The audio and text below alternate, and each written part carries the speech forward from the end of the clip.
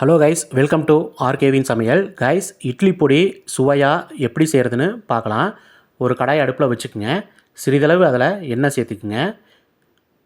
கட்டி பெருங்காயம் சிறிய துண்டு எடுத்து நல்லா வறுத்து எடுத்துக்குங்க. முடிந்த அளவுக்கு கட்டி பெருங்காயத்தை யூஸ் பண்ண பாருங்கள். பெருங்காயத்தூள் டேரெக்டாக சேர்க்காதீங்க, அது சுவை தராது.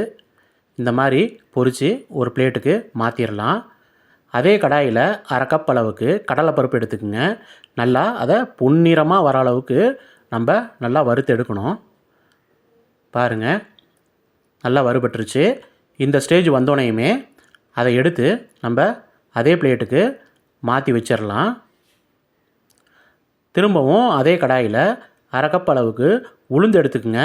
வெள்ளை உளுந்து, உருட்டு உளுந்து வேண்டாம். அதை விட இந்த உளுந்து நல்ல டேஸ்ட்டு கொடுக்கும். அதனால் இதை நீங்கள் எடுத்துக்கோங்க. நல்லா வறுத்துக்குங்க. பாருங்கள், இந்த அளவுக்கு வந்ததும் அதையும் நம்ம ஒரு பிளேட்டுக்கு மாற்றி வச்சிடலாம். திரும்பவும் அதே கடாயில் 1/4 கப் அளவுக்கு எள்ளு சேர்த்துக்குங்க. நான் கருப்பு எள்ளு சேர்த்துக்கிறேன். நல்லா வருங்க, நல்லா வெடித்து வரணும். அந்தளவுக்கு நம்ம நல்லா இந்த எள்ளை வறுத்துக்கணும். பாருங்கள், எள்ளு நல்லா வெடித்து வருது பாருங்கள். இந்த ஸ்டேஜ் வந்தோடனையுமே இந்த எள்ளையும் அதே பிளேட்டுக்கு நம்ம எடுத்து மாற்றிக்கலாம். போதும், இந்தளவுக்கு நம்ம வறுபட்டால் போதும். இப்போது அதே கடாயில் 5லேருந்து 6 வரமிளகாய் எடுத்துக்கோங்க. நீங்கள் எந்த அளவுக்கு காரம் சேர்ப்பீங்களோ அந்த அளவுக்கு நீங்கள் வரமிளகாயை எடுத்துக்கோங்க. அது மிளகாயின் காரத்தன்மையை பொறுத்து இருக்குது. அதனால் அதுக்கு ஏற்ற மாதிரி நீங்கள் மிளகாயை எடுத்துக்கோங்க. அதையும் நம்ம இந்த ஸ்டேஜ் வரைக்கும் வறுத்து எடுத்துக்கலாம். உப்பு நம்ம டேரெக்டாக சேர்க்காம நம்ம உப்பையும் நம்ம வறுத்து எடுத்துக்கிறோம். இந்த மாதிரி செஞ்சு பாருங்கள், செம்ம டேஸ்ட்டாக இருக்கும். ஒரு ஸ்பூன் அளவுக்கு எடுத்துக்கோங்க. தேவையான அளவுக்கு எடுத்து அதையும் நல்லா வறுத்துக்குங்க.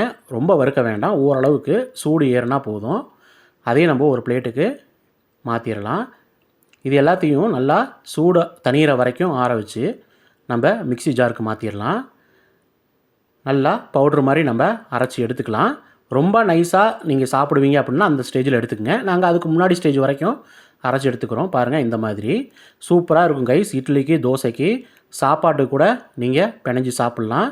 நல்லெண்ணெய் விட்டு சாப்பிட்டிங்கன்னா அவ்வளோ அருமையாக இருக்கும். நீங்களும் வீட்டில் செஞ்சு பாருங்கள், அவ்வளோ சூப்பராக வரும். மீண்டும் ஒரு நல்ல வீடியோவில் சந்திக்கலாம் கைஸ். சப்ஸ்கிரைப் பண்ணுங்கள், லைக் பண்ணுங்கள், ஷேர் பண்ணுங்கள். Thank you guys.